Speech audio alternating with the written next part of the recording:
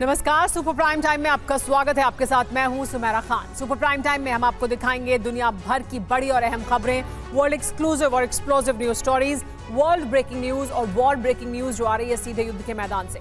तो शुरुआत war breaking news के साथ। बेलगोरोद पर यूक्रेन ने ड्रोन से हमला किया है। थोड़ी देर पहले यूक्रेन के ड्रोन हमले देखने को मिले। बेलगोरोद पर 20 ड्रोन से ये बड़ा हमला किया गया। रूस ने हवा में ही ये 10 ड्रोन नष्ट कर दिए हैं। ये बताया जा रहा है रूस द्वारा, लेकिन ये बड़ा हमला ड्रोन द्वारा किया गया था, यूक्रेन ने जो किया।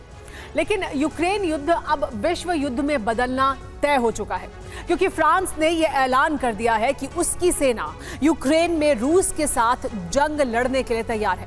राष्ट्रपति मैक्रोन ने कहा है कि अगर जरूरत पड़ी तो फ्रांस अकेले रूस से युद्ध लड़ेगा। इसके बाद वॉशिंगटन तक तनाव फैल गया है।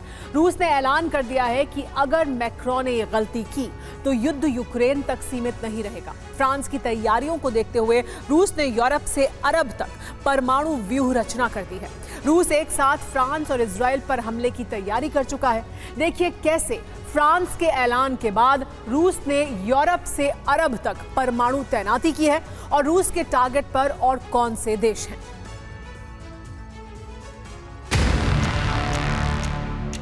रूस से युद्ध पर नेटो में मंथन। रूस से युद्ध को तैयार फ्रांस।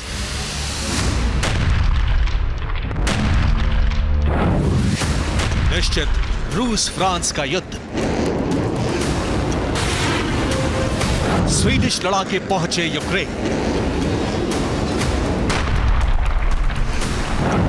फिनलैंड का बॉर्डर बंद। यूक्रेन में पुतिन का एक्शन।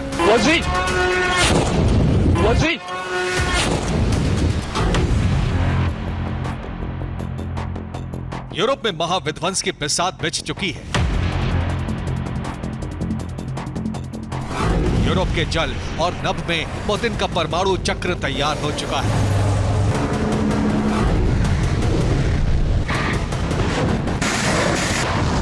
फ्रांस ने घोषणा कर दी है कि यूक्रेन की विजय के लिए उसकी सेना व्लादिमीर की शक्तिशाली फौज से टकराने को तैयार है।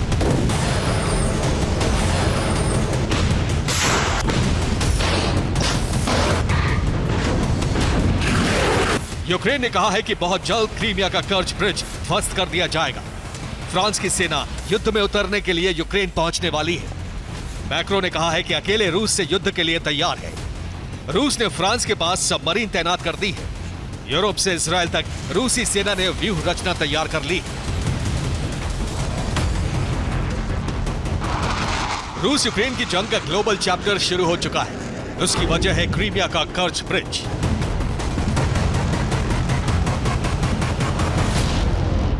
मार्च के महीने में ही फ्रांस के राष्ट्रपति इमैनुअल मैक्रो ने कहा था कि क्रीमिया यूक्रेन का है और उसे मिलना चाहिए। 3 अप्रैल को फ्रांस के राष्ट्रपति मैक्रो ने कहा कि फ्रांस की सेना यूक्रेन युद्ध में उतरने के लिए तैयार है।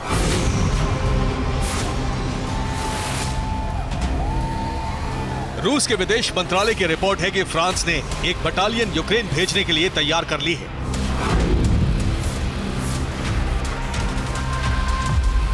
रूस के विदेश मंत्रालय की प्रवक्ता मारिया ज़खारोवा ने कहा है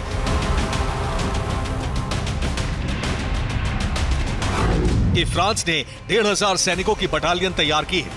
इसी महीने यह बटालियन यूक्रेन युद्ध में उतर सकती है।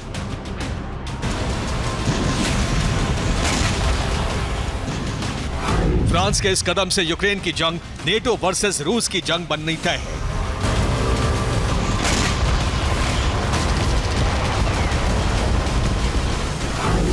और अमेरिका इस बारे में फ्रांस को आगाह कर चुका है। एक अमेरिकी अधिकारी के मुताबिक मैक्रो ने कहा है कि फ्रांस की सेना पर यूक्रेन में हमला हुआ तो नेटो को युद्ध में उतरने की जरूरत नहीं है। फ्रांस अकेले रूस से युद्ध लड़ने को तैयार है।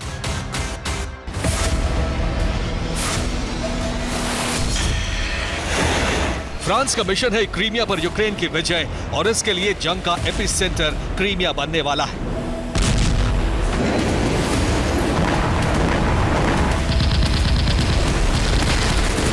यूक्रेनी खुफिया एजेंसी के प्रमुख किरिलो बोदानोव ने कहा है कि जून से पहले कर्च ब्रिज को ध्वस्त कर दिया जाएगा।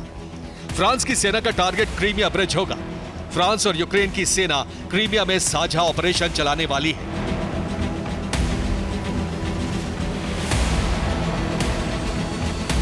रूस ने कहा है कि अगर फ्रांस की सेना यूक्रेन पहुंची तो यूक्रेन का विनाश निश्चित है।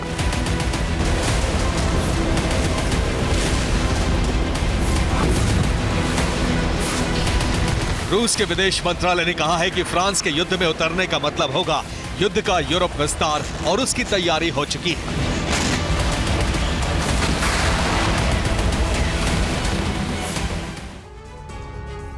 रूस के Tu-95 MS परमाणु बॉम्बर बैरेंट सागर से नॉर्वेजियन सागर तक गश्त लगा रहे हैं। इनके टारगेट पर पश्चिमी यूरोप के Norway, Sweden, Finland, Denmark, Germany और यूनाइटेड किंगडम है। इन बॉम्बर्स पर KH-101 क्रूज मिसाइलें लोड हैं। इन बॉम्बर्स पर कुल 8 मिसाइलें लगाई गई हैं। ये 15,000 किलोग्राम क्षमता की परमाणु मिसाइलें हैं। KH-101 क्रूज मिसाइलों की रेंज 5,500 किलोमीटर है। दूसरा मोर्चा भूमध्य सागर में बनाया गया है।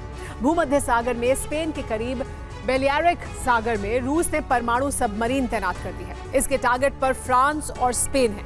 सबमरीन पर RSM-52 बैलिस्टिक मिसाइलें तैनात हैं। इस सबमरीन पर कुल 4 मिसाइलें हैं। हर मिसाइल की क्षमता 80 किलोटन परमाणु वॉरहेड की है। ये मिसाइलें 8,300 किलोमीटर की दूरी तक सटीक प्रहार कर सकती हैं।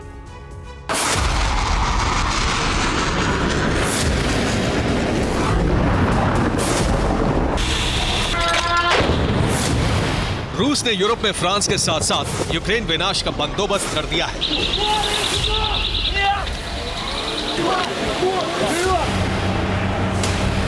और जैसा कि रूस के विदेश मंत्री सर्गेई लावरोव ने कहा, वैसा ही हो भी रहा है।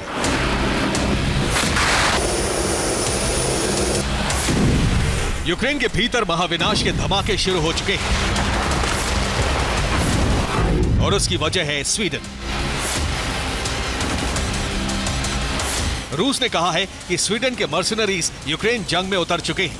स्वीडन सरकार की इजाजत से यूक्रेन में मर्सिनरी भेजे गए हैं। ये अलग अलग इलाकों में जंग लड़ रहे हैं। स्वीडिश सैनिकों को मर्सिनरीज बनाकर भेजे जाने की आशंका है। स्वीडन के लड़ाकों के यूक्रेन पहुंचते ही रूस ने हमलों की तीव्रता बढ़ा दी है और यह विध्वंसक हमला खार्किव पर किया गया है।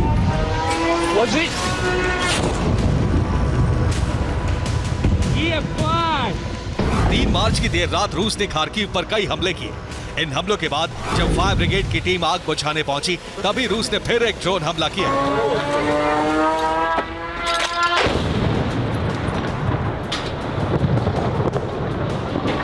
फायर ब्रिगेड के लोग बचने के लिए भागे और उनसे थोड़ी दूर पर जबरदस्त धमाका हुआ। इस हमले में फायर ब्रिगेड के 4 कर्मचारी मारे गए और कई घायल हो गए।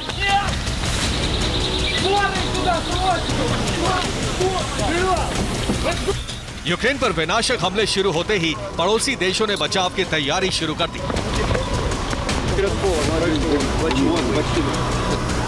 फिनलैंड ने रूस से सटे अपने बॉर्डर बंद कर दिए हैं। रूस ने यूरोप के साथ साथ अरब में यूएस सहयोगी इजराइल पर हमले की तैयारी कर ली है। सीरिया और अफ्रीका से रूस की सेना इजराइल बॉर्डर पर पहुंच चुकी है। अगर फ्रांस ने यूक्रेन युद्ध में सेना उतारी तो रूस हमास के साथ इजराइल पर हमला कर देगा।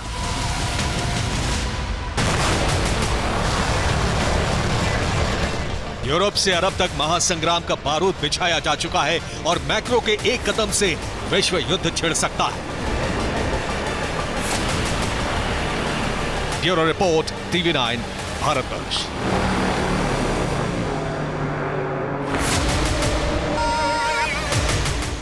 इस वक्त की बड़ी खबर आ रही है सेवर्स्क से। सेवर्स्क में रूसी पैराट्रूपर्स ने बड़ा हमला किया है। BMD असॉल्ट व्हीकल से भीषण गोलाबारी की गई है। यूक्रेनी सेना के कई मोर्चे तबाह हो गए हैं इस गोलाबारी में।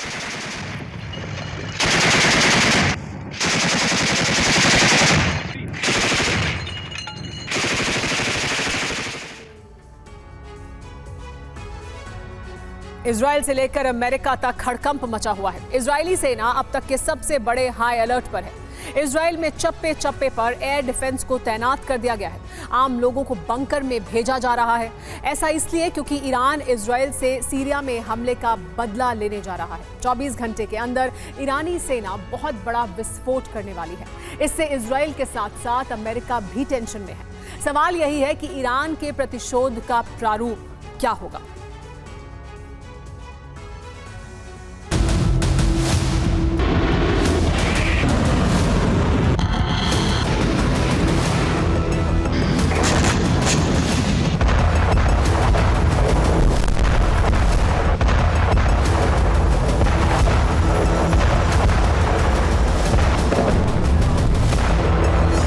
सीरिया की राजधानी में इजरायल का हमला तीसरे विश्व युद्ध की वजह बनने जा रहा है।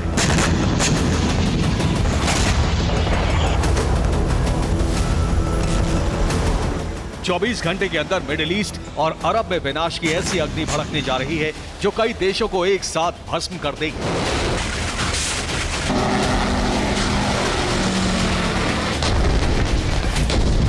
सिर्फ 24 घंटे के अंदर अरब की धरती से तीसरे विश्व युद्ध का ट्रिगर दबने वाला है।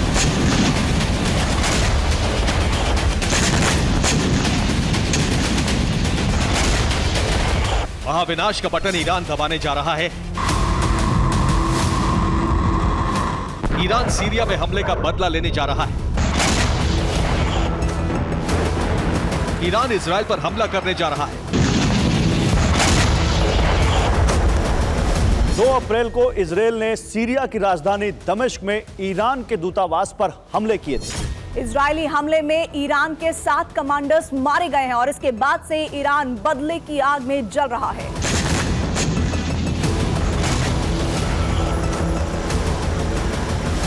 ईरान ने इजराइल पर विध्वंसक हमला करने की घोषणा कर दी है। इजरायली खुफिया एजेंसियों के मुताबिक ईरान 24 घंटे के अंदर बदला लेने की तैयारी कर चुका है। रिपोर्ट्स के मुताबिक रमजान के आखिरी शुक्रवार यानी 5 अप्रैल को ईरान ने बड़े हमले का प्लान बना लिया है।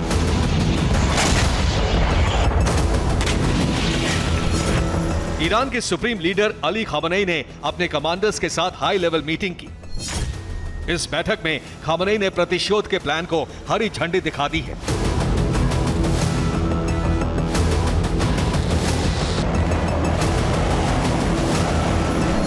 इतना ही नहीं, ईरान ने सभी इस्लामिक देशों से इजराइल के खिलाफ एकजुट होने की अपील की है।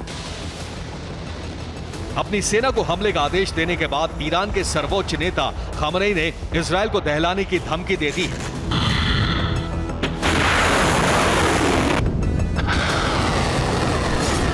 खामनेई ने कहा है कि ईरानी दूतावास पर हमले के लिए इजराइल को पश्चाताप करना होगा। ईरान इस हमले का बदला लेगा। इजराइल को थप्पड़ मारा जाएगा। ईरानी सेना इजराइल का जल्द ही पतन कर देगी। मुस्लिम देश जल्द ही इजराइल के विनाश का जश्न मनाएंगे।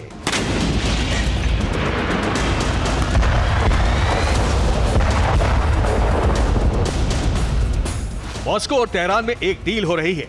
माना जा रहा है कि सैन्य संधि होते ही ईरान इजराइल पर हाइपरसोनिक मिसाइलों से धावा बोल सकता है। ईरानी सेना सीरिया, यमन और ईरान से इजराइल पर हमला कर सकती है। ईरान के पास 3000 किलोमीटर दूर तक मार करने वाली मिसाइलें हैं। ईरान चाहे तो अपनी धरती से ही इजरायली शहरों को समाप्त कर सकता है। हालांकि ईरान किस फ्रंट से इजराइल पर हमला करने वाला है, यह अभी साफ नहीं हो सका है।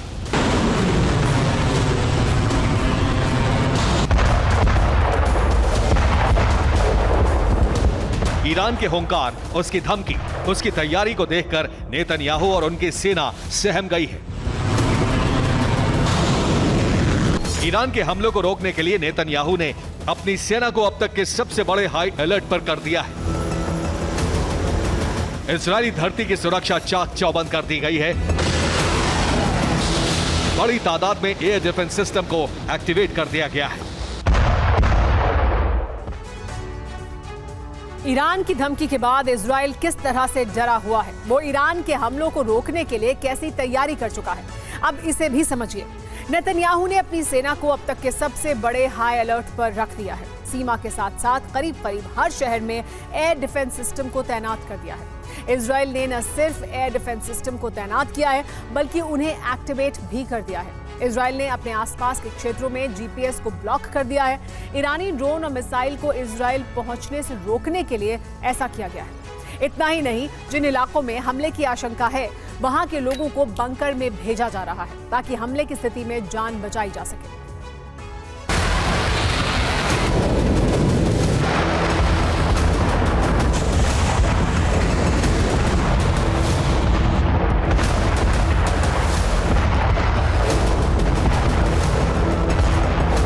इजराइल पर अब तक का सबसे बड़ा ईरानी खतरा मंडरा रहा है, लिहाजा उसने अपनी एयर डिफेंस यूनिट में तैनात सभी लोगों की छुट्टियां रद्द कर दी हैं। सभी सैनिकों को वापस बुला लिया गया है।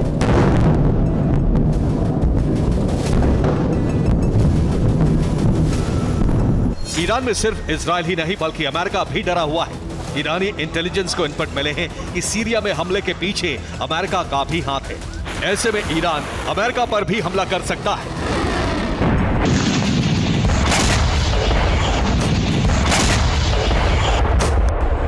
ईरानी खतरे को देखते हुए अमेरिका ने मिडिल ईस्ट और अरब में अपने सैन्य बेस की सुरक्षा बढ़ा दी। सीरिया और इराक में अमेरिका के सैन्य बेस की सुरक्षा को अभेद्य कर दिया गया है।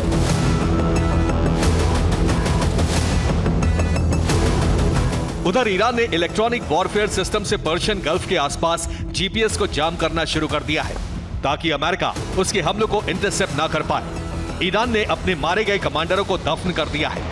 अब ईरानी सेना आधी रात इजराइल के साथ साथ अमेरिकी बेस पर बड़ी एयर स्ट्राइक कर सकती है।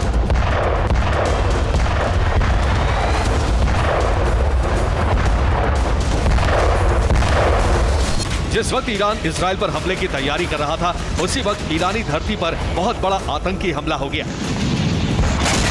ईरान के दक्षिण पूर्व के शहरों में एक के बाद एक कई धमाके हुए। ये विस्फोट जैश-ए-अदल के आतंकियों ने किए।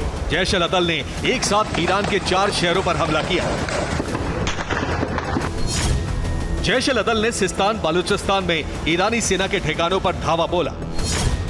रस्क, चाबहार और हमादान में भी एक के बाद एक कई धमाके हुए।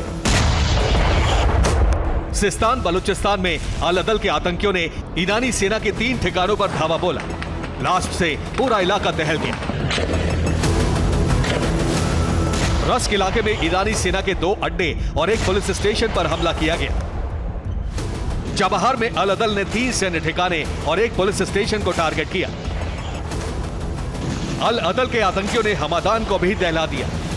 चारों शहरों में ईरानी सेना और आतंकियों के बीच जबरदस्त जंग हुई। धमाकों के साथ साथ आमने सामने की फायरिंग हुई। रिपोर्ट के मुताबिक अल-अदल के हमले में ईरान के आधा दर्जन जवान मारे गए। ईरान के पलटवार में कई आतंकियों का भी खात्मा हो गया। इस आतंकी हमले के बाद ईरान का गुस्सा और भड़क गया है। उसे शक है कि इसके पीछे इजरायली खुफिया एजेंसी मोसाद का हाथ हो सकता है। ऐसे में अब ईरान इजरायल को मिटाने वाला अभियान शुरू करने जा रहा है। अगले 24 घंटे में अरब की धरती पर तीसरे विश्व युद्ध का विस्फोट होने जा रहा है। Bureau report, TV9 Bharat.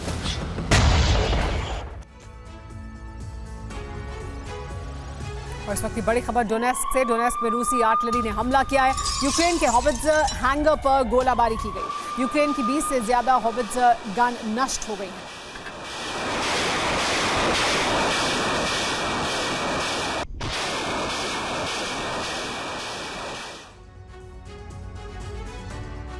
Ukraine में संपूर्ण जीत हासिल करने से पहले रूस इसकी सीमा को बेहद छोटे दायरे में समेट देना चाहता है।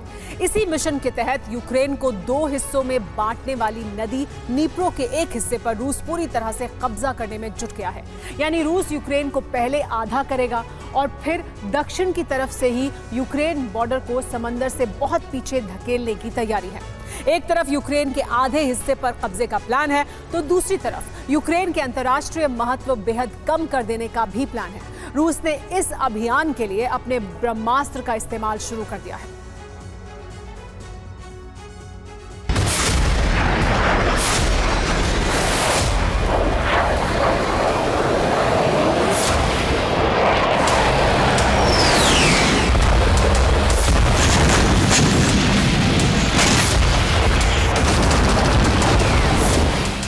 नीप्रो नदी बचेगी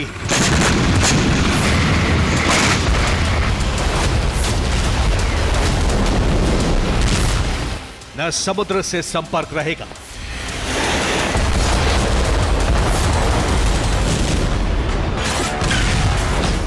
पानी के लिए तूफानी जंग।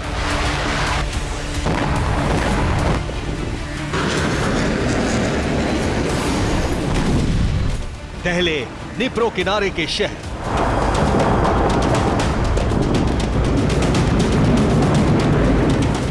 काला सागर के तटों पर कहर।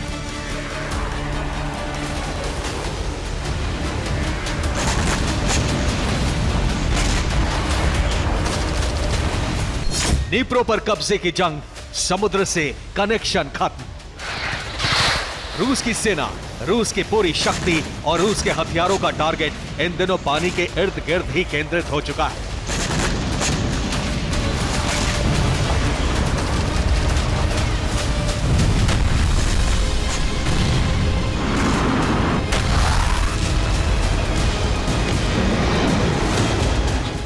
एक तरफ यूक्रेन की लाइफलाइन निप्रो नदी है, तो दूसरी तरफ यूक्रेन की अर्थव्यवस्था को शक्ति देने वाला काला सागर।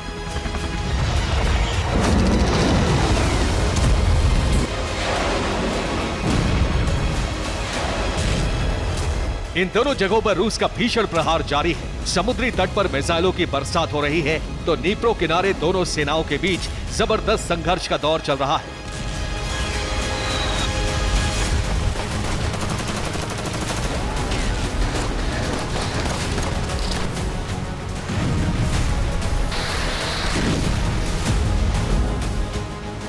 जल्द से जल्द जीत हासिल करने के लिए रूस 500 किलो वजनी बम का इस्तेमाल कर रहा है।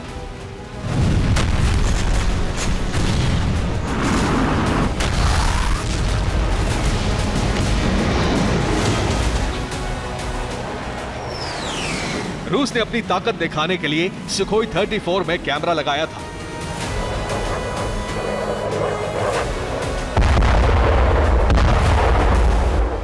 इस बॉम्बर में जो बम है उसका वजन 525 किलो है।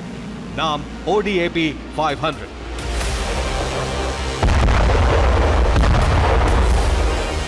रूस के सुखोई 34 एक बार में 4 बम को लेकर उड़ान भर सकता है। भारी भरकम इन बमों में विंग्स के साथ कंट्रोल सिस्टम भी है।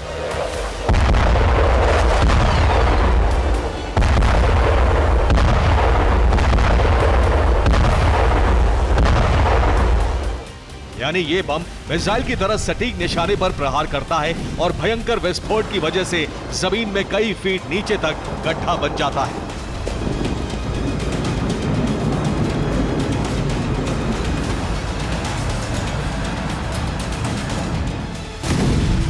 सुरंग और बंकर भी इस बम से दुश्मनों की जान नहीं बचा सकते।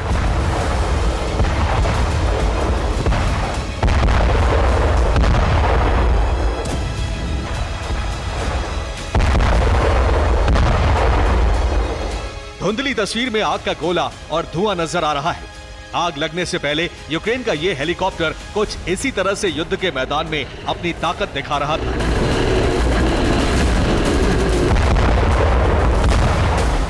यूक्रेन को चेक रिपब्लिक की तरफ से कई Mi-35 हेलीकॉप्टर मिले हैं, लेकिन चासव यार के पास रूस के सटीक निशाने ने यूक्रेन के हेलीकॉप्टर को भस्म कर दिया।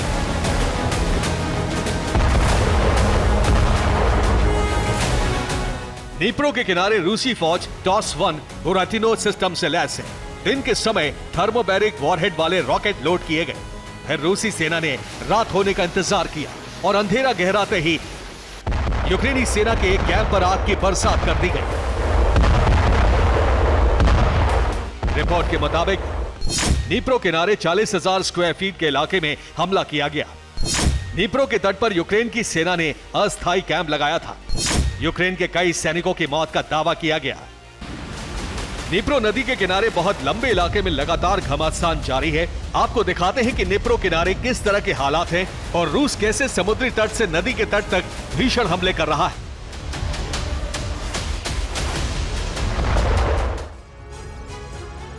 अवदिव्का और बाखमुत की तरह ही अब युद्ध का केंद्र नीप्रो नदी बन गया है। यहाँ नीप्रो के पूर्वी हिस्से में रूसी सेना मौजूद है तो वहीं पश्चिमी तट पर यूक्रेनी फौज है। दोनों के बीच आमना सामना हो रहा है। रूस नीप्रो पर कब्जे की जंग लड़ रहा है। दोनों सेनाओं में लगातार भीषण युद्ध चल रहा है। पूर्वी हिस्से में रूस इस वक्त हावी है। नीप्रो के दोनों तरफ तट पर जोरदार जंग जारी है। रूस के नीप्रो मिशन के तहत ज़पोरिज्जिया और चरकासी में दोनों सेनाओं के बीच आर पार की जंग चल रही है। यूक्रेन के निप्रोपेट्रोव्स्क में रूस की सेना कब्जे की कोशिश में है। मिकोलेव पर भी रूस की भारी गोलाबारी जारी है। सबसे अहम नीप्रो शहर है। इसके अलावा लगातार कीव को टारगेट करने की कोशिश भी हो रही है। नदी से दूर समुद्र में भी भयंकर हमले हो रहे हैं। रूस यूक्रेन को काला सागर में बहुत पीछे धकेलने की कोशिश में है। रूस यूक्रेन को समंदर में दूर करने के लिए ओडेसा से मिकोलेव तक हमले कर रहा है। रूस इस पूरे हिस्से पर कब्जा जमाने की कोशिश में है। रूस के फाइटर जेट्स ने कई बार ओडेसा से मिकोलेव के बीच ओचाकीव पर मिसाइल प्रहार किया है। राइबाकिवका में भी कई हमले हुए हैं। काला सागर से सटे कोबलेव इलाके को भी टारगेट किया जा रहा है। यूक्रेन और पुंताका जैसे तमाम इलाकों पर मिसाइलों की बरसात का दौर जारी है।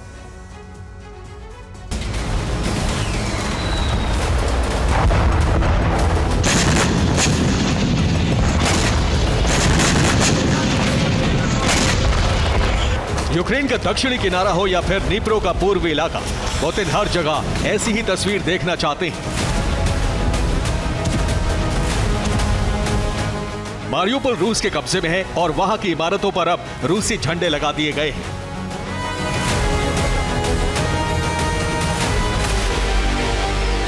यूक्रेन के कई इलाकों को मारियुपोल बनाने के लिए ही रूस की सेना अब फैब 1500 ग्लाइडेड बम से प्रहार कर रही है। इस बम से यूक्रेन के कई इलाकों में भयंकर तबाही मची। रूस के ताबड़तोड़ प्रहार के बीच यूक्रेन का जवाबी हमला भी जारी है।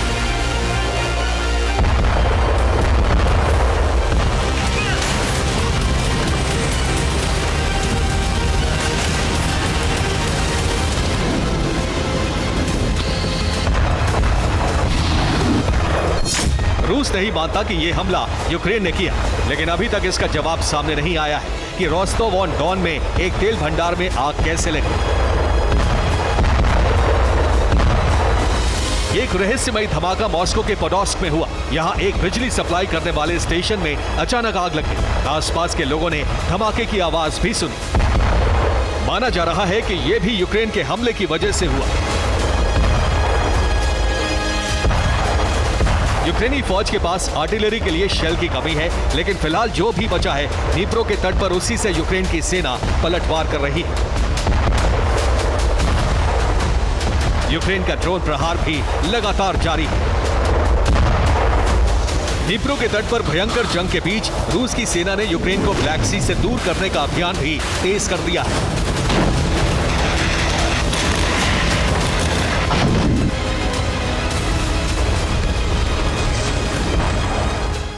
रूस मरीन ड्रोन के हमलों से खौफ में है, इसलिए यूक्रेन के सभी बंदरगाहों पर कब्जे का मिशन है। यूक्रेन को समंदर से दूर करके मरीन ड्रोन का प्रहार रोका जा सकता है।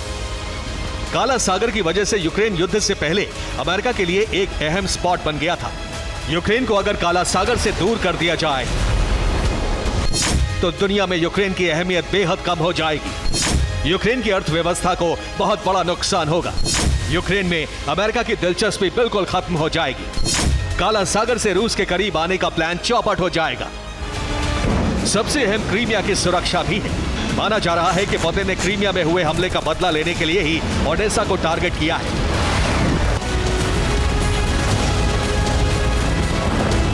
यानी रूस यूक्रेन को एक सीमित दायरे में समेटने की मुहिम पर है, जिसमें एक तरफ यूक्रेन की सीमा को नीप्रो नदी तय करेगी,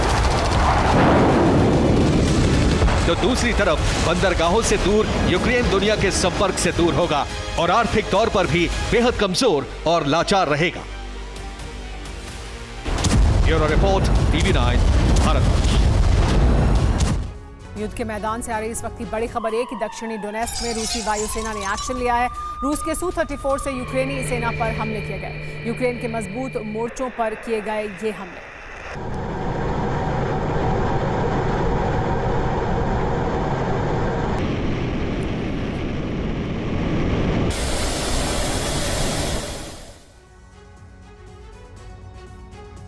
अमेरिका जैसे ताकतवर मुल्क ने यमन के हूती संगठन से संधि की पेशकश की है, लाल सागर में शांति बनाए रखने की अपील की है और जानते हैं इसके एवज में अमेरिका हूती को मान्यता देगा, उस पर लगे आतंकी टैग को हटा देगा, वो भी तब जब लगातार लाल सागर में हूती के हमले जारी हैं। सिलसिलेवार ढंग से कार्गो शिप को निशाना बनाया जा रहा है।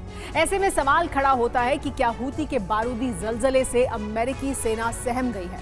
क्या हूती के आगे बाइडेन ने सरेंडर कर दिया है? क्योंकि अगर हूती को मान्यता मिली तो फिर अरब का समीकरण बदल जाएगा। कैसे, आप भी देखिए।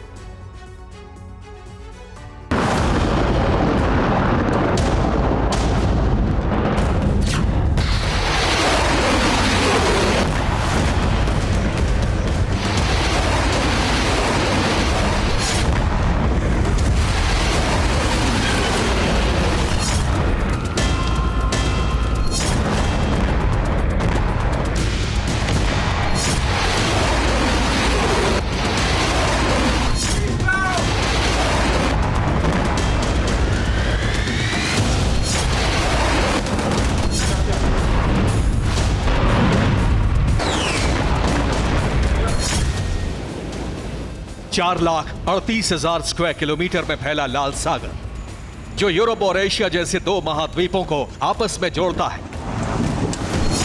मगर इसी लाल सागर में बीते 6 महीनों से प्रचंड बारूदी कोहराम जारी है।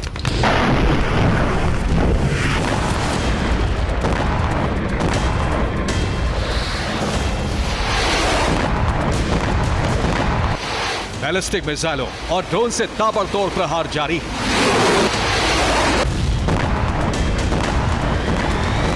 युद्धपोत कार्गो शिप का दहन काल जारी है।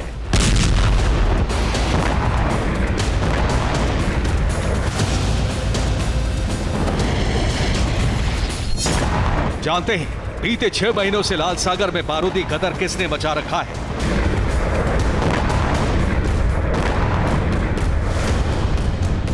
किसने अपने घातक हथियारों से रेड सी की सप्लाई चेन को तहस नहस कर रखा है?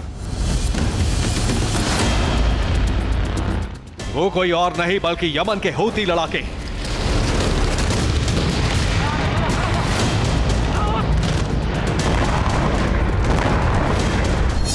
जिनके जलजले से महाशक्ति अमेरिका तक सहमा हुआ है।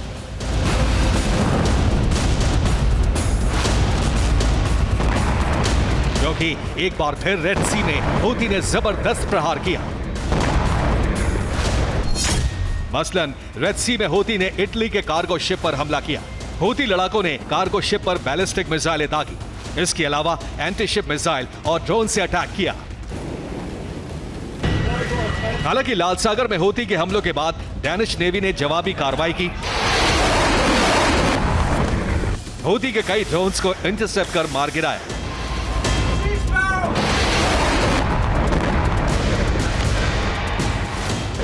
मगर हूती पर सबसे जबरदस्त पलटवार अमेरिका ने किया।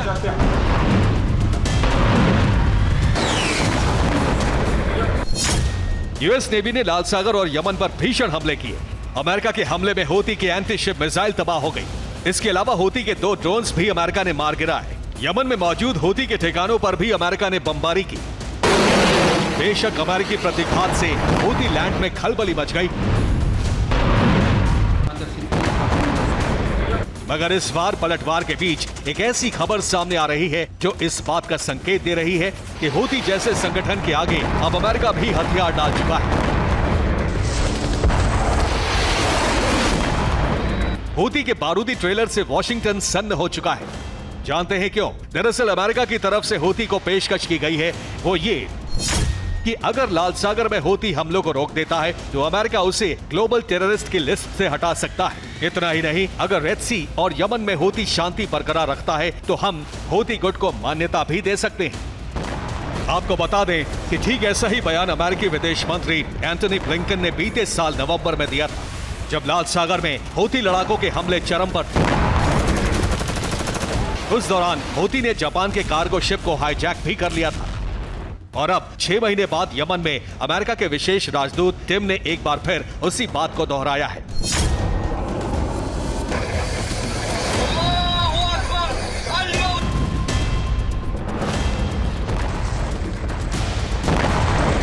ऐसे में आशंका जताई जा रही है कि क्या अमेरिका ने हूती के आगे सरेंडर कर दिया।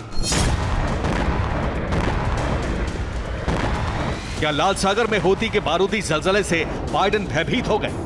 क्योंकि 6 महीने पहले यमन के जिन हूती लड़ाकों को अमेरिका ने मामूली समझा, जिनकी बारूदी धमकी को बाइडेन ने धुएं में उड़ा दिया,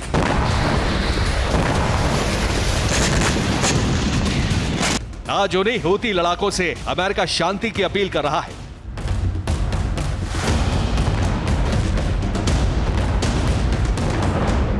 हूती पर लगे SDGT यानी स्पेशली डेजिग्नेट ग्लोबल टेररिस्ट के टैग को हटाने की पेशकश कर रहा है।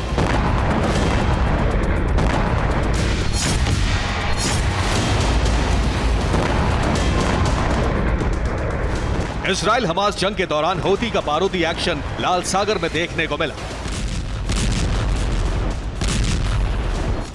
मसलन अक्टूबर 2023 में हूती ने रेड सी में पहला अटैक किया। बीते 6 महीनों में हूती 100 से ज्यादा हमले कर चुका है, करीब 60 से ज्यादा कार्गो शिप को तबाह कर चुका है। ऐसे में जनवरी 2024 में यूएस ने हूती को SDGT लिस्ट में डाला।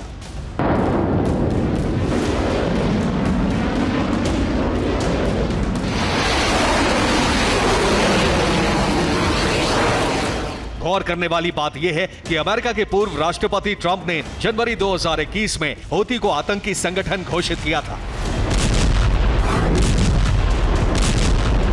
मगर बाइडेन सरकार ने 1 महीने बाद ही हूती को specially designate global terrorist list से हटा दिया।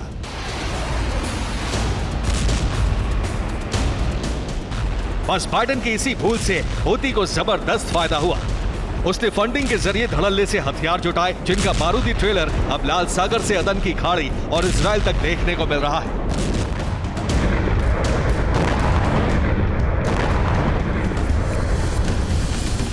हालांकि बाइडेन प्रशासन ने हूती को इसी साल फिर से आतंकी संगठन घोषित किया, मगर अब फिर से बाइडेन हूती से समझौता करने की कोशिश कर रहे हैं। यकीन मानिए, अगर ऐसा हुआ, अगर हूती लड़ाकों से ग्लोबल आतंकी का टैग हटा,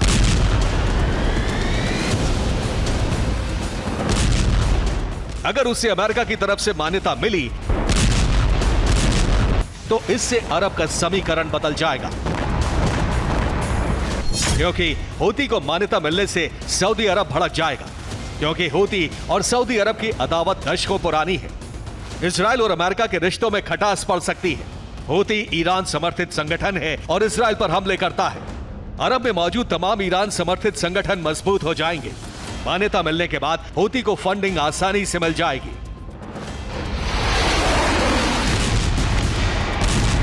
दरअसल हूती से ग्लोबल आतंकी का टैग हटाना, उसे मान्यता देना बाइडेन की मजबूरी है, क्योंकि चुनाव से पहले अरब की आग शांत नहीं हुई, लाल सागर में बारूदी कोहराम नहीं थमा, तो इससे अमेरिका और यूरोप को जबरदस्त आर्थिक नुकसान होगा।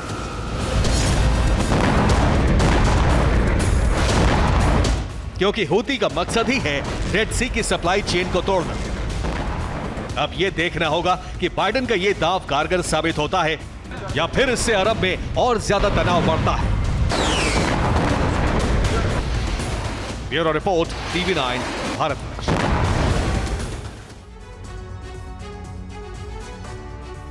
रूस यूक्रेन युद्ध में विनाश का नया बवंडर आ गया है। सर्वनाश का नया दौर तब शुरू हुआ जब युद्ध में रूस और यूक्रेन दोनों ने नए और घातक हथियार उतार दिए। यूक्रेन जहां 3000 किलोमीटर तक मार करने वाले ड्रोन से हमले कर रहा है, तो पुतिन सेना जंग में ड्रोन फिलर को भेज दिया है। इसके बाद जंग कितनी भीषण हो गई है, उसकी रिपोर्ट आप भी देखिए।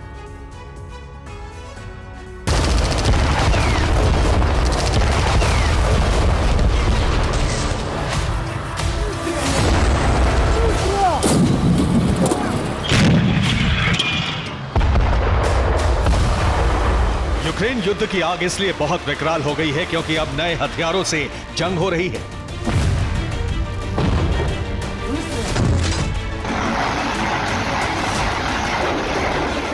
रूस यूक्रेन दोनों ही नए और घातक हथियारों से वार पलटवार कर रहे हैं।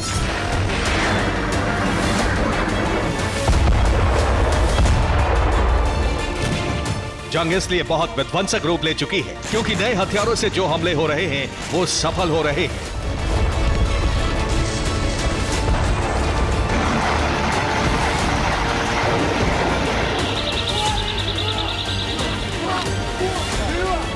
हमले के लिए नए हथियारों का इस्तेमाल सबसे ज्यादा रूसी सेना कर रही है।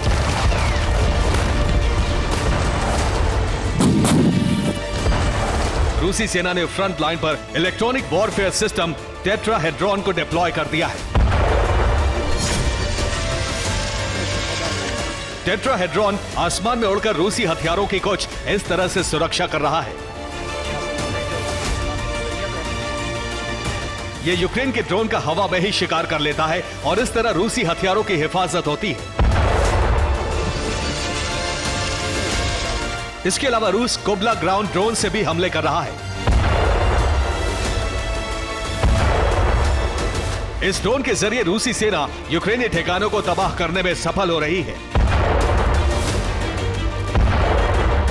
इसके साथ ही रूस ने अपनी कैलिबर और स्कंदर मिसाइलों में नया और घातक वॉरहेड लगा दिया है। अब रूसी फौज इन्हीं मिसाइलों से हमला कर रही है, जिसे यूक्रेनी एयर डिफेंस इंटरसेप्ट नहीं कर पा रहे हैं।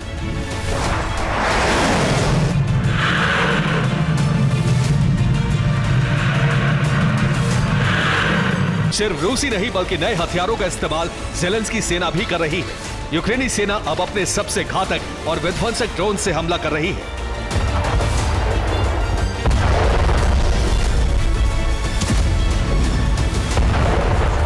इस ड्रोन का नाम है फैल्कन 300।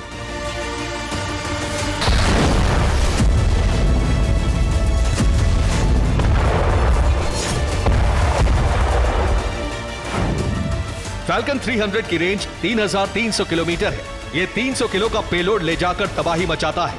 ये 12 किलोमीटर की ऊंचाई पर उड़ान भरता है।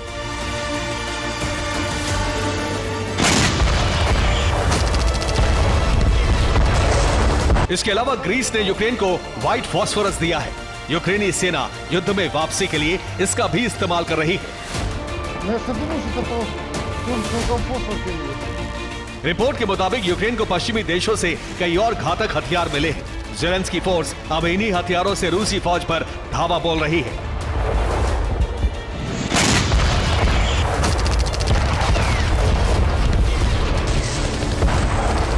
युद्ध में नए हथियारों की एंट्री का ही परिणाम है कि जंग बहुत ही भयावह रूप ले चुकी है।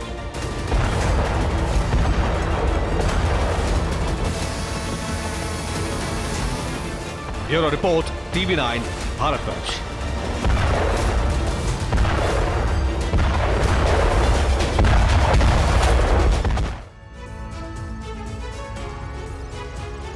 जिस समंदर में चीन खुद को सबसे ताकतवर मानता है, वहां ड्रैगन की बादशाहत को चुनौती देने के लिए अमेरिका, ब्रिटेन और ऑस्ट्रेलिया ने मुहिम तेज कर दी है। ऑकस यानी ऑस्ट्रेलिया, ब्रिटेन और अमेरिका के गठबंधन ने ऑस्ट्रेलिया को 8 परमाणु पनडुब्बी से लैस करने की योजना को तेजी से आगे बढ़ाना शुरू कर दिया है। ऑस्ट्रेलिया में 8 पनडुब्बी तैयार हो रही हैं। तकनीक अमेरिका दे रहा है, इसलिए सभी पनडुब्बी बेहद ताकतवर होंगी।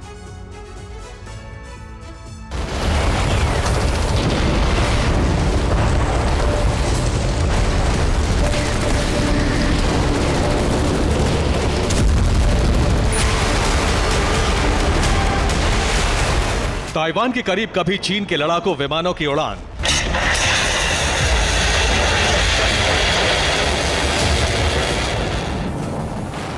कभी ताइवान स्ट्रेट में लाल सेना के युद्धपोत की घुसपैठ,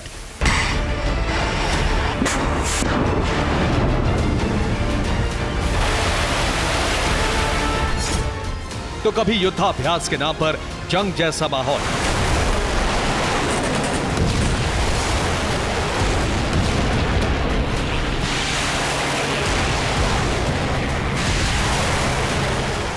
चीन की इसी हेकड़ी को खत्म करने के लिए अमेरिका ने मुहिम तेज कर दी है।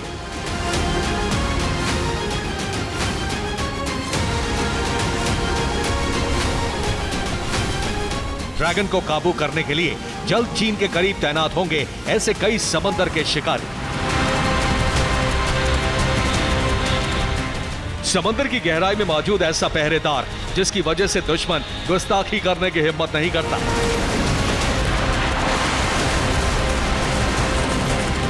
चीन की विशाल नौसेना के पास ऐसी कई न्यूक्लियर सबमरीन हैं। ड्रैगन को अपनी पनडुब्बियों पर बड़ा गुमान है, लेकिन अब ड्रैगन के गुरूर को तोड़ने का इंतजाम हो चुका है। दुनिया के दो शक्तिशाली देश अमेरिका और ब्रिटेन ऑस्ट्रेलिया को परमाणु पनडुब्बी से लैस करने वाले हैं। ऑस्ट्रेलिया को ब्रिटेन और अमेरिका 8 परमाणु पनडुब्बियां देंगे। इसके बाद दक्षिण चीन सागर और प्रशांत महासागर में ऑस्ट्रेलिया की नौसैनिक ताकत बढ़ जाएगी। ये सब ऑकस के तहत हो रहा है। आगे बढ़ने से पहले ऑकस समझौते को समझिए। 2021 में ऑकस नाम से सुरक्षा साझेदारी की स्थापना हुई। ऑस्ट्रेलिया, ब्रिटेन और अमेरिका के बीच एक समझौता हुआ। समझौते के तहत ऑस्ट्रेलिया में परमाणु ऊर्जा से चलने वाली पनडुब्बियों को बनाया जाना है। समझौते के तहत तीनों देश आपस में खुफिया जानकारी भी साझा कर सकेंगे। इंडो पैसिफिक रीजन में ड्रैगन कंट्री के खिलाफ आक्रामक युद्ध नीति का जो प्लान तैयार किया गया, जिस प्रोजेक्ट ऑकस को लॉन्च किया गया, उसका असर दिखने लगा है। ब्रिटेन और ऑस्ट्रेलिया मिलकर 8 सबमरीन बनाएंगे। सबमरीन बनाने के लिए अमेरिकी तकनीक का इस्तेमाल होगा।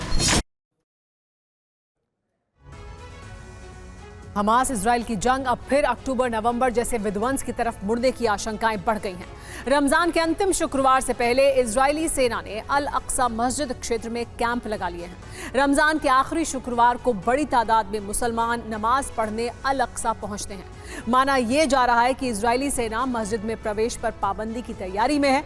ऐसा हुआ तो हमास, अल अक्सा ब्रिगेड और बाकी प्रॉक्सी संगठनों के बीच बड़ी जंग छिड़नी तय है।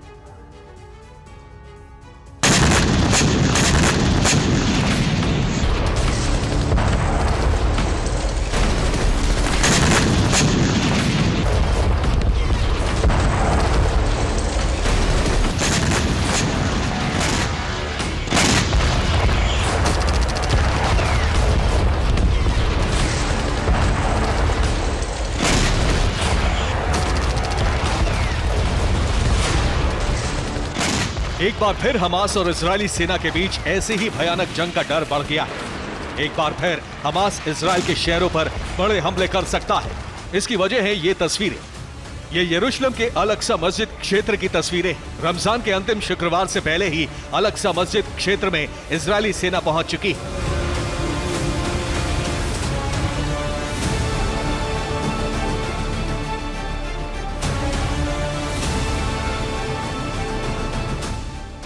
वहां कैंप लगा लिए गए हैं और शुक्रवार को होने वाली नमाज पर पाबंदी लगाई जा सकती है।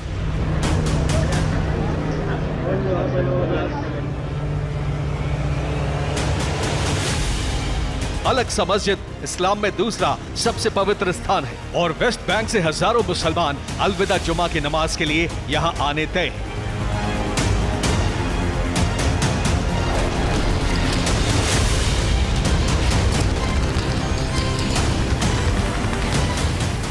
सात अक्टूबर को भी हमास ने हमला अल अक्सा हिंसा के प्रतिशोध में किया था, जब इजरायल ने आधी गाजा पट्टी को समतल कर दिया है।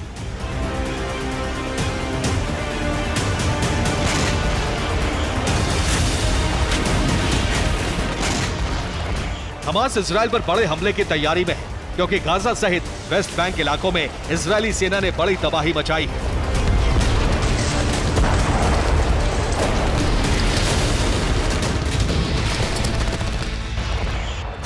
ये तस्वीरें हमास ने जारी करके कहा है कि इजरायली सेना निर्दोष लोगों के घरों पर गोलीबारी कर रही है और गोलीबारी के बाद इजरायल के जवान फिलिस्तीनियों के मारे जाने का जश्न मना रहे हैं। लेकिन इजरायल का कहना है कि मकान में हमास के ऑपरेटिव्स छिपे थे और उन पर गोली चलाई गई। गाजा में आईडीएफ की गोलीबारी से निर्दोषों की मौत हो रही है। गाजा के साथ साथ आईडीएफ ने वेस्ट बैंक के कई इलाकों पर भी गोलाबारी की है, जिनमें हमास के लड़ाकों के साथ आईडीएफ की झड़पें हुई हैं।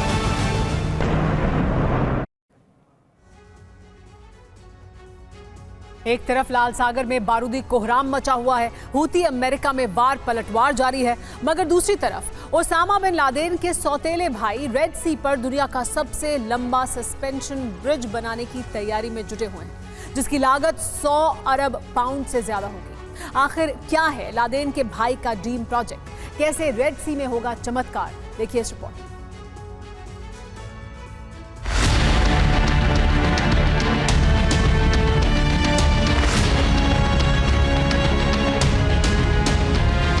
लाल सागर पर करीब 32 किलोमीटर लंबा विशालकाय सस्पेंशन ब्रिज यानी झूलता हुआ पुल बनेगा। जिसे बनाने में करीब करीब 10,50,000 करोड़ की लागत आएगी। और जानते हैं दुनिया के सबसे लंबे सस्पेंशन ब्रिज को बनाने का प्लान किसने तैयार किया है? ओसामा बिन लादेन के सौतेले भाई शेख तारिक बिन लादेन ने।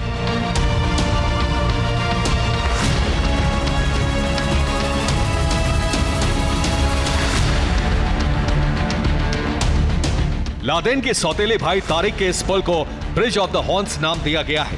सबसे हैरान करने वाली बात यह है कि करीब 32 किलोमीटर लंबे इस ब्रिज में सिर्फ 4 पोल होंगे। और जानते हैं यह ब्रिज अफ्रीका और मिडिल ईस्ट को आपस में जोड़ेगा। रिपोर्ट्स में दावा किया जा रहा है कि रेड सी पर बनने वाला यह पुल नूर प्रोजेक्ट का ही हिस्सा होगा। मसलन ब्रिज ऑफ द हॉर्न्स पर 6 लेन सड़क के साथ 4 रेलवे लाइन भी होगी।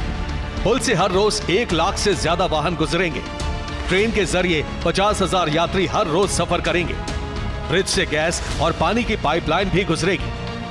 पुल के टावर करीब 700 मीटर ऊंचे बनाए जाएंगे। लाल सागर पर बनने वाले इस ब्रिज के नीचे से 223 फीट ऊंचे जहाज या फिर कार्गो शिप आसानी से गुजर सकते हैं। इतना ही नहीं, ब्रिज ऑफ द हॉर्न्स के दोनों छोर पर 2 नए शहर भी बनाए जाएंगे जो आधुनिक सुविधाओं से लैस होंगे।